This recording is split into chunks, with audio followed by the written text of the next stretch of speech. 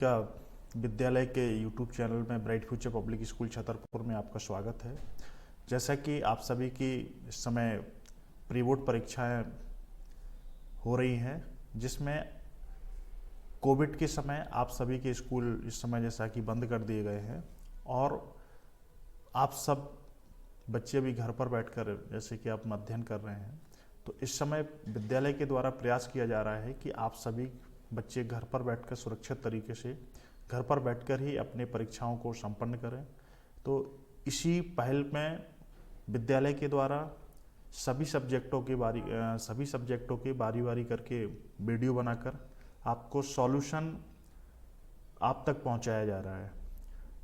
इसमें अपन देखेंगे कि जो गणित सब्जेक्ट का आपका जो पेपर है, इसमें अपन देखेंगे कि सही विकल्प में आपका जो पहला आपका जो विकल्प है, इसमें जैसे आपका संख्याओं 5 और 10 का महत्तम समापवर्तक HCF आपको निकालना है। तो इसमें ऑफलाइन में अपन पढ़ चुके हैं कि जब 5 और 10 का LCM अपन अलग अलग तरीके से उसका लेते हैं, तो उसमें जो 5 आपका जो फैक्टर होता है वो कॉमन फैक्टर दोनों का होता है, उसी को अपन HCF बोलते हैं। तो इसका पहले का जो आपका जो आंसर होगा वो आपका ये आपका तीसरे नंबर का 7 नंबर का होगा, ये वाला।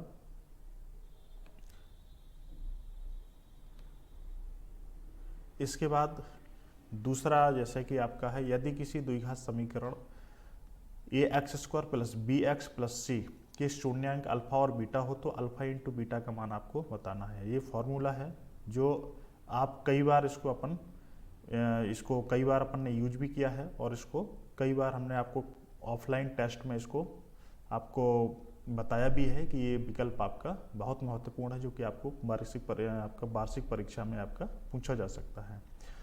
इसका पहला आंसर ए होगा, C/A। तीसरा रैखिक युग्म समीकरण, आपको 2 समीकरण दिए हैं, इसमें से आपको ये बताना है कि अनंतः अनेक हल होने की शर्त कौन सी होती है। तो इसके लिए अपन ने 3 शर्तें पढ़ी थी। एक पढ़ी थी अपन ने जब निकाय समीकरण का कोई भी हल नहीं होता है, एक अनंतः अनेक हल होता है, और एक तीसरी शर्त अपन ने पढ़ी थी एक अद्वितीय हल होने के लिए। तो इसमें अनंतः अनेक हल के लिए पूछी है, तो इसमें जिसमें तीनों बराबर होते हैं, जब तीनों बराबर होते हैं तो उस स्थिति में जो आपके रैखिक समीकरण आपके जो होते हैं वो उसका क्या होता है, अनेक हल प्राप्त होते हैं, अनंतः अनेक हल प्राप्त होते हैं। इसका 6 नंबर आपका सही है। चौथे में आपको सारवांतर निकालना है, तो आपको एक समांतर श्रेणी जो आपको दी गई है, इसमें सारवांतर निकालने का जो तरीका होता है, ठीक दूसरे पद में से पहले वाले पद को माइनस करते हैं, तो इस तरीके से आपका सारवांतर निकल आता है। इसका आपका पहला विकल्प आपका सही है। इसके बाद यदि एक त्रिभुज में किसी एक भुजा का वर्ग अन्य 2 भुजाओं के वर्गों के योग के बराबर होगा तो पहली भुजा का सम्मुख कोण, इसे आपका पाइथागोरस प्रमेय है। पाइथागोरस प्रमेय में आप जानते हैं कि पाइथागोरस प्रमेय जो होती है वो समकोण त्रिभुज में ही लगाई जाती है। तो इसमें आपका जो समकोण त्रिभुज होता है, जो 90 अंश का कोण होता है, उसी को समकोण त्रिभुज भी बोलते हैं। ये आपको 6वें ऑब्जेक्ट में आपको 2 बिंदु दिए गए हैं और इसमें कह रहे हैं कि दोनों बिंदुओं को मिलाने वाली रेखाखंड के मध्य बिंदु के निर्देशांक आपको बताने हैं। तो इसको जो थोड़ा सा सवाल है, इसको लगाना पड़ेगा, और इसको हम लगा के देख चुके हैं, और इसका जो सही आंसर निकल रहा है इसका A नंबर का। इसमें अपन जब इसको एक रेखा में अपन दर्शाएंगे तो मध्य में इसको मध्य बिंदु के निर्देशांक पूछ रहा है, तो उसका रेशियो जो होगा आपका 1:1 करके दोनों का रेशियो होगा। तो इसमें आपका जो विभाजन सूत्र है उससे अपन इसको सॉल्व करते हैं, जिसमें x1 x2 y1 y2 के मान अपन को निकालने पड़ते हैं, और अनुपात में आपका जो होता है m/n जो होता है, तो इसमें m का भी मान 1 हो जाएगा और n का भी मान 1 हो जाएगा। विभाजन सूत्र में उसको रख के और सॉल्व कर लेंगे। इसके बाद आपके रिक्त स्थान, इसमें सब पहले में आपका भाजक है, ये भाजक हो गया। दूसरा आपका जब 3 घात का बहुपद होता है तो उसके शून्यांक भी 3 होते हैं, और इसको जितनी घात का बहुपद होगा उतने ही उसके शून्यांक होते हैं। अगर 2 घात का बहुपद है तो उसका शून्यांक 2 होंगे। इसमें 3 घात का पूछा हुआ है तो इसके शून्यांक 3 होंगे। किसी द्विघात समीकरण के मूल यदि वास्तविक और समान हो तो विभक्तिकर का मान कैसा होगा, है शून्य होता है। इसके बाद इसी क्रम में समांतर श्रेणी आपको दी गई है, इसमें आपको प्रथम, द्वितीय, तृतीय और चतुर्थ पद आपका दिए हैं। तो इसमें श्रेणी का क्या कह रहा है कि 10वां पद आप बताइए। तो इसमें आप देखेंगे, अगर श्रेणी को आप थोड़ा सा ध्यान से देखें तो प्रथम पद में सिर्फ ए होता है, डी नहीं होता है। जो दूसरा पद होता है, पद दूसरा होता है लेकिन डी सिर्फ एक ही होती है। और अगले स्टेप में आप और अगले पद देखेंगे अगर, तो उसमें तीसरे पद में क्या है, ए तो सब में है ही है, प्रथम पद तो सब में है ही है। ये इसमें क्या है, पद तीसरा है लेकिन डी कितनी है इसमें, 2d, मतलब जितनेवां पद होता है उससे डी एक कम रहती है। तो इसमें कौन सा पूछ रहा है, वो 10वां पद बताना है श्रेणी का। तो 10वां पद कितना हो जाएगा, a + 9d होगा। वे सभी आकृतियां जिनके आकार समान होते हैं परंतु उनके मान समान होने आवश्यक नहीं है, समरूप कहलाती हैं। देखिए वो वे सभी आकृतियां जिनके आकार कैसे होते हैं, समान होते हैं, परंतु इसके जो माप समान होने आवश्यक नहीं है। इनके जो कोण होते हैं, इनका जो आकृतियों का जो झुकाव होता है, उनके जो कोण होते हैं वो कोणों को बराबर होना, यदि वो कोण बराबर हैं, वो समान झुकाव के साथ में अगर दो आकृतियां बनी हैं तो वो दोनों आकृतियां समरूप कहलाएंगी। इसके बाद इसका छठवां, इसमें एक बिंदु दिया है 0 और 4। तो ये इसकी स्थिति पूछ रहा है कि ये कौन से अक्ष पर स्थित है, तो ये y अक्ष पर स्थित है। इसके बाद प्रश्न ये आपका 7वां ऑब्जेक्ट, वृत्त की एक छेदक रेखा वृत्त को दो बिंदुओं पर प्रतिच्छेद करती है। जब आप कोई वृत्त बनाएंगे, यहाँ पे जैसे कि मान के चलिए जब भी आप कोई वृत्त बनाते हैं या कोई सर्किल बनाते हैं आप, तो इस तरीके से जब आप कोई सर्किल बनाते हैं और फिर इस पर कोई छेदक रेखा है आप जैसे इस तरीके से खींचते हैं ना, तो इसमें आप देखेंगे कि वो छेदक रेखा जो है उसको एक यहाँ पे इस जगह पे और एक इस जगह पे, मतलब दो बिंदुओं पर दो जगह क्या करती है, उसको प्रतिच्छेद करती है। इसके बाद आपकी जोड़ी आ जाती हैं।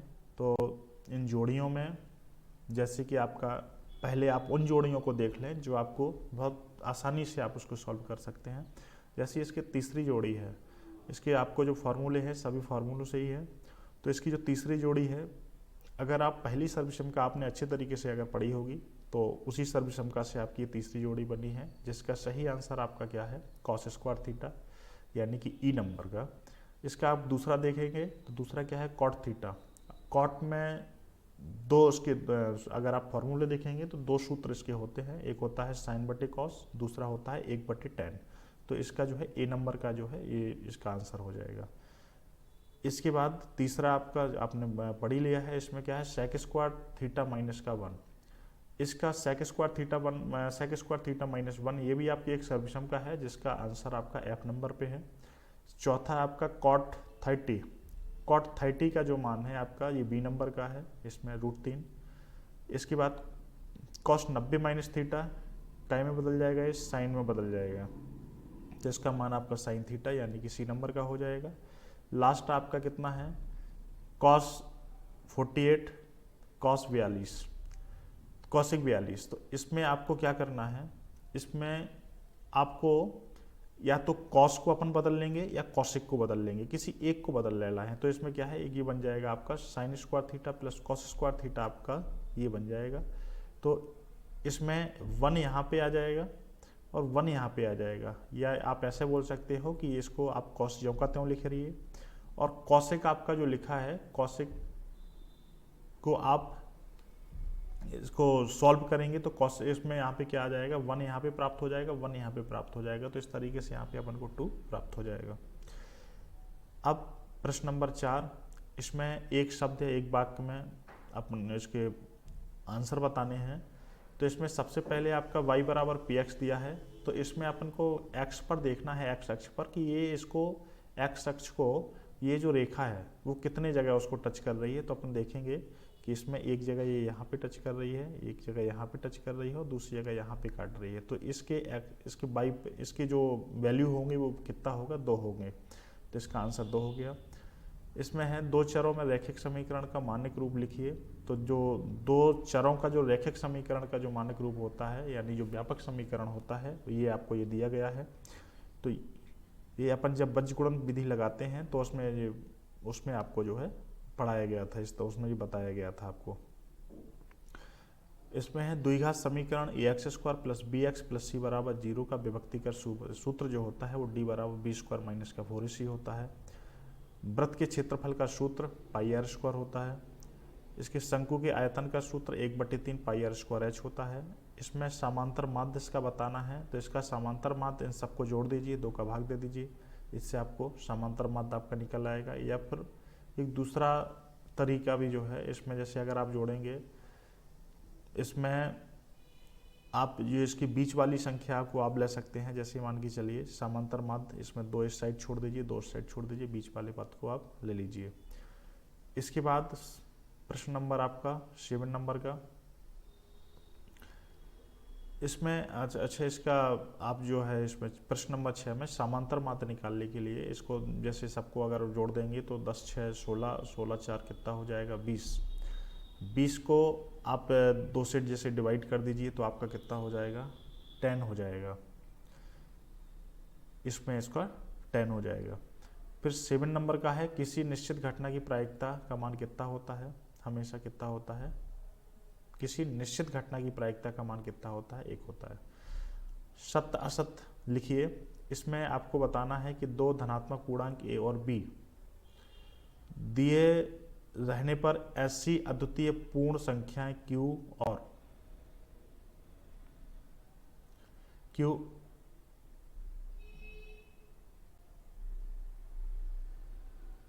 इसका पूरा प्रश्न जो है, इसका पहले पूरा प्रश्न देख लेते हैं। ये पहला इसका पूरा प्रश्न ये है, यहाँ पे 2 धनात्मक पूर्णांक ए और बी दिए रहने पर ऐसे अद्वितीय पूर्ण क्यू और आर विद्यमान है। तो ये अपन ने एक प्रमेय पढ़ी थी जो चैप्टर फर्स्ट में, उसी से आपका ये लिया गया है। ये एलोगेरम प्रमेय जो थ्योरम थी आपकी उसको पढ़ा था, ये उसी प्रमेय से आपका ये लिया गया है, ये सत्य होता है। दूसरा है वृत्त की परिधि पाई आर स्क्वायर होती है जहां आर वृत्त की त्रिज्या है, तो ये वृत्त की परिधि नहीं होती है, ये वृत्त का क्षेत्रफल का सूत्र होता है। तो ये क्या हो जाएगा आपका असत्य हो जाएगा, ये आपका असत्य हो जाएगा, क्योंकि इसका जो क्षेत्रफल परिधि का सूत्र होता है वो होता है कितना 2 पाई आर होता है, 2 पाई आर होता है।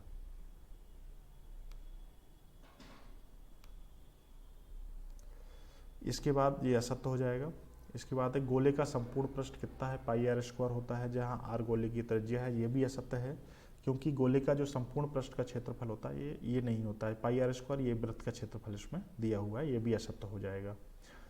इसके बाद आप देखेंगे आपका माध्यक बहुलक एवं माध्य में संबंध है, 2 माध्य बराबर, ये फॉर्मूला ही दिया है आपको, ये सत्य है।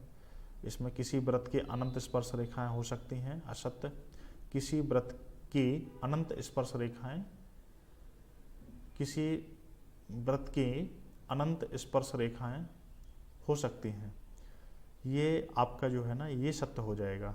ये यहाँ पे इसमें जो असत्य लिखा हुआ है इसको आप सत्य कर लेंगे, यहाँ पे ये सत्य हो जाएगा।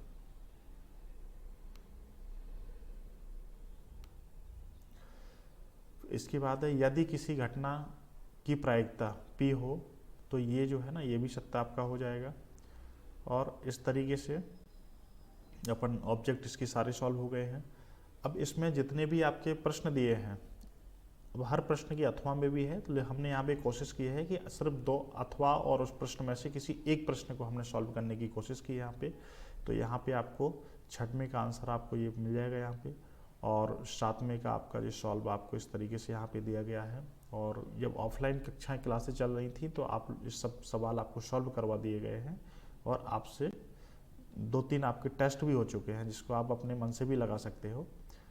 इसके बाद आपका प्रश्न नंबर 8, ये आपका समांतर श्रेणी से आपका लिया गया है कि आपके एपी के 4 प्रथम पद आपको लिखिए, जबकि प्रथम पद कितना है आपको ए बराबर माइनस का 1.25, सार्वंतर डी बराबर कितना है माइनस का 0.25 है, इसको आपको सॉल्व करना है। तो और आपको ए और डी के मान निकालने के बाद आपको इसमें क्या करेंगे, प्रथम 4 पद निकाल लेंगे। पहला पद ए होता है, दूसरा पद ए प्लस डी, तीसरा पद आपका ए प्लस 2d, चौथा पद आपका ए प्लस 3d, ऐसा ए और डी के मान निकाल के उसमें रखते जाते हैं सब में।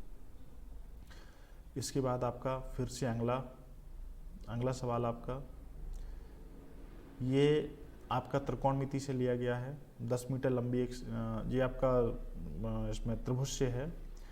ये क्या 10 मीटर लंबी एक सीढ़ी है जो दीवार से टिकाने पर भूमि से 8 मीटर की ऊंचाई पर स्थित एक खिड़की तक पहुंचती है। दीवार के आधार से सीढ़ी के निचले सिरे की दूरी आपको बतानी है। ये जो आपकी निचली जो दूरी है, ये वाला जो डिस्टेंस है, ये डिस्टेंस आपका जो है ना, ये वाला डिस्टेंस आपको बताना है। इस वाले डिस्टेंस को पूछ रहा है।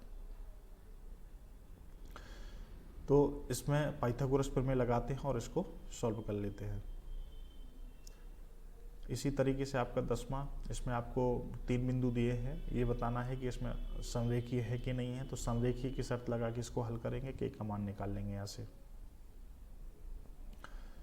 इसी तरीके से इसको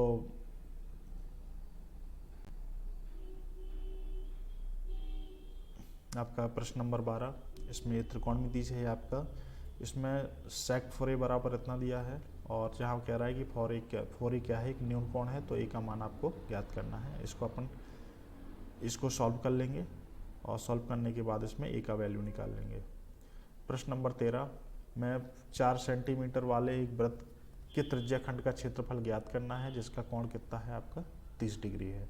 तो इसमें आपको देखेंगे कि आर का मान दिया है और थीटा का मान दिया है। अब आर और थीटा के मान दिए हैं तो त्रिज्या खंड का जो आपका सूत्र होता है, त्रिज्या खंड के क्षेत्रफल का सूत्र लगा के और उसमें वैल्यू रख के उसके दोनों का वैल्यू पुट करके इसके आंसर निकालेंगे। इसके बाद 2 खिलाड़ी संगीता और रेशमा टेनिस का एक मैच खेलते हैं और यह ज्ञात होता है कि संगीता द्वारा मैच जीतने की प्रायिकता कितनी है, 0.62 है। रेशमा की जीतने की प्रायिकता क्या होगी। तो इसमें सबसे पहले तो अपन इसमें संगीता और रेशमा की जो वो है वो प्रायिकता वो निकाल लेते हैं। तो संगीता की जीतने की प्रायिकता इतनी है और रेशमा की याद करनी है। तो इसमें अपन क्या है, रेशमा की जीतने की प्रायिकता क्या होगी। इसमें रेशमा की जीतने की जो प्रायिकता है वो क्या निकाल ली थी अपन को, रेशमा की जीतने की प्रायिकता निकाल ली थी। तो इसमें अपन 2 तरीके से कर सकते थे इसको, या तो जैसे संगीता की जीतने की प्रायिकता दी गई है, इसमें अपन लिखें रेशमा के ना जीतने की प्रायिकता है ना, तो वो कितनी हो जाएगी, संगीता के बराबर हो जाएगी। और रेशमा की जीतने की प्रायिकता क्या है, इसको 1 में से आप माइनस कर देंगे तो जो क्या है उसमें भाई जब 2 खेलेंगे तो 2 में से कोई एक जीतेगा, है ना, तो उसकी जो है प्रायिकता निकल आएगी। इसके बाद एक चित्र प्राप्त करने की प्रायिकता ज्ञात कीजिए। जब एक सिक्के को एक बार उछाला जाता है, साथ ही एक पट आने की प्रायिकता भी ज्ञात कीजिए। वो कह रहा है एक सिक्का है, जब उसको सिर्फ एक बार ही उछाला है तो सिक्के की जो प्रायिकता होगी, यहाँ पे देखेंगे कुल परिणाम, यहाँ पे ये सिक्का है और ये प्रश्न सॉल्यूशन किसी दूसरे का यहाँ पे गलत आ गया है। 15वां, इसमें ये सॉल्यूशन इसका नहीं है, इसको हम अभी थोड़ा सा इसको वेरीफाई करके इसको मेंशन किया कर लेते हैं, इसको क्लियर कर लेते हैं। प्रश्न नंबर 16 में देखेंगे आप, ये आपका जो वैल्यू दिए हैं इसमें आपका के का मान निकालना है। तो ये द्विघात समीकरण को पहले आप इसमें के एक्स का अंदर मल्टीप्लाई कर देंगे, फिर इसका आप फैक्टर करके गुणनखंड करके, या इसमें इसकी पहले तुलना करा लेंगे, या फिर इसकी तुलना कराने के बाद विभक्ति का डी बराबर इसके जो मान रख के, और इसमें पहले तो क्वेश्चन में आपको क्या पूछ रहा है वो, जिसके 2 मूल कैसे हैं, बराबर हैं। समीकरण के 2 मूल बराबर कब होंगे, जब d बराबर 0 रखेंगे। इसका जब पहले इसका इतना निकाल के और इसके d की जगह क्या रख देंगे, 0 रख देंगे, और फिर इसको क्या करेंगे, d का मान जिसको 0 रखने के बाद इस d के स्थान पे क्या रख देंगे, 0 रख देंगे, और इसमें क्या करेंगे, फिर इसको सॉल्व कर देंगे। यहाँ से k कॉमन आ जाएगा और k कॉमन लेने के बाद आप इस तरीके से इसमें k की वैल्यू निकाल लेंगे। फिर आपका प्रश्न नंबर 17, इसमें आपको एक समांतर श्रेणी दी है। इसमें कह रहे हैं कि लास्ट पद भी आपको दिया है 205 है, इसमें से क्या करना है, आपको पदों की संख्या बतानी है। तो इसमें आपका a का मान 7 है, d का मान आप 13 से 7 माइनस करेंगे तो आपका 6 निकल आएगा, और आपको an बराबर आपको कितना दिया है, 205 दिया है। इसमें आपको सीधा कुछ नहीं करना है, an बराबर सूत्र लगा के सबकी वैल्यूज रख देनी है और आपको n का मान यहाँ से निकाल लेना है। फिर आपका 18वां प्रश्न है, यदि कोई रेखा या त्रिभुज आपको एक ABC है जिसकी भुजाएं AB और AC है जो क्रमशः D और E पर प्रतिच्छेद करती है। तो इसमें देखिए ये वही प्रश्न है जिसमें अपन थेल्स प्रमेय में अपन ने इसको पढ़ा था, और थेल्स प्रमेय में अपन इसको पढ़ने के बाद अपन इसको सॉल्व भी करते हैं, तो आपको यहाँ से इसको नोट कर लेना है।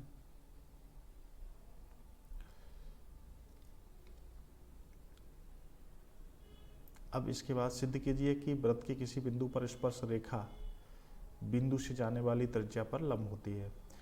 इसमें कह रहे हैं कि जो स्पर्श रेखा होती है, जैसे ये जो स्पर्श रेखा वृत्त को, स्पर्श रेखा का मतलब होता है जो वृत्त को छू कर जाए, तो ये जो आपकी QPA जो आपकी स्पर्श रेखा है, ये क्या है आपकी जो OP जो त्रिज्या है इस पर क्या होती है, लंब होती है ना। तो ये इसमें क्या करना है, आपको सिद्ध करके बताना है। तो इसको जो है आप यहाँ से नोट कर लेंगे। आपका प्रश्न नंबर 20, इसमें P के मानों के लिए निम्न समीकरण युग्म में अद्वितीय हल होता है। इसमें एक अद्वितीय हल है, इसमें आपको क्या करना है, इस सब आपको दो समीकरण दिए हैं, दोनों समीकरण की तुलना करा लेनी है आपको व्यापक समीकरण से। तो इसमें आपको A1 A2 B1 B2 C1 C2 के मान आपको प्राप्त हो जाएंगे। इसके बाद आपको कह रहे हैं कि एक अद्वितीय हल है, तो एक अद्वितीय हल की शर्त लगा लेनी हो यहाँ से, और इन दोनों के मान रख के यहाँ पे वैल्यू निकाल लेनी है P बराबर कितना पर। यदि P बराबर 4 होगा तो इन दोनों समीकरण दिए हैं उनकी वैल्यू कैसी होगी आपकी, उसका जो मान निकलेगा वो एक अद्वितीय हल होगा। इसके बाद प्रश्न नंबर 21 में आपको ये रचना है जिसको कह रहे हैं कि एक रेखाखंड खींचिए, मतलब एक रेखाखंड खींचने के बाद इसको क्या करना है, 5:8 में इसको क्या करना है, 5:8 में इसको क्या करना है, विभाजित करना है। तो ये आपको इससे जो है, इसके लिए आपको हो सकता है कि आप इसको ना कर पाएँ, तो इसके लिए आपको जो YouTube पे हमारे वीडियोस पड़े हैं उसको आप देख सकते हैं, या आप ऑफलाइन क्लास में हमने आपको ये रचनाएं करना अच्छे तरीके से सिखाया इसको। इसके बाद चित्र में इसकी रचनाएं करनी है। फिर इसके बाद आपका प्रश्न नंबर 22, इसमें जो दो घन हैं जिसमें प्रत्येक का आयतन 64 घन सेंटीमीटर है, इसके संलग्न फलकों को मिलाकर एक ठोस बनाया जाता है। इन दोनों घनों को जोड़कर एक ठोस बनाया जाता है। इससे प्राप्त घनाभ का एक पृष्ठीय क्षेत्रफल आपको क्या करना है, ज्ञात करना है। इसमें आपको एक चीज़ याद रखना है कि जब दो घनों को आपस में मिलाते हैं तो जो दो घन को जब जोड़ते हैं तो एक घनाभ का आकार ले लेता है, घनाभ बन जाता है। क्यों, उनकी लंबाई में क्या हो जाती है, वृद्धि हो जाती है, जिससे वो दो घनों को जब जोड़ते हैं तो एक घनाभ प्राप्त होता है। तो उस घनाभ का क्या करिए, दोनों घनों का आयतन निकाल लिया, और फिर उसका जो आयतन होगा वो जो प्राप्त घनाभ के बराबर होगा। इसको यहाँ से लिख लेना है। और फिर आपका जो 23वां प्रश्न है ये आपका सांख्यिकी से है, जिसमें आपको इसमें निम्नलिखित सारणी किसी अस्पताल के एक विशेष वर्ष हुए रोगियों का आयु को दर्शाती है। तो इसमें आपको आयु वर्ग और रोगियों की संख्या दी गई है। इसमें आपको प्रश्न कह रहा है, आपको सारणी को देखते हुए इसमें प्रश्न कह रहा है कि बहुलक निकालना है। तो देखिए बहुलक में अलग से कोई टेबल बनानी नहीं पड़ती, इसमें जितने जो कॉलम दिए जाते हैं उन्हीं से अपन सारे मान निकाल लेते हैं, और मान निकालने के बाद इसको सॉल्व कर लेते हैं। इसके फॉर्मूला में सारे मानों को रख देते हैं और यहाँ से इसको सॉल्व कर लेते हैं। यहाँ से आपका जो आंसर मिल जाएगा आपको। इसी के साथ आपका आज का ये जो गणित का पेपर है, मैथ का आपका जो पेपर है, इसी के साथ आपका जो है समाप्त होता है। इसमें हम आप सभी बच्चों से एक बार फिर से बोलना चाहेंगे कि आप इसको बहुत ध्यानपूर्वक आप इसको लिखिए और अच्छे तरीके से अपना पूरे पेपर को कंप्लीट करके और विद्यालय में आप जो है इसको जमा कराइए। और इसी के साथ जो विद्यालय का जो आपका जो वीडियो है आपके लिए बड़े मेहनत से इसको तैयार किया जाता है, तो इसके लिए आप विद्यालय को जो यूट्यूब चैनल है bright future public school Chhatarpur के नाम से, उसको आप सब्सक्राइब जरूर करिएगा। चलिए, धन्यवाद।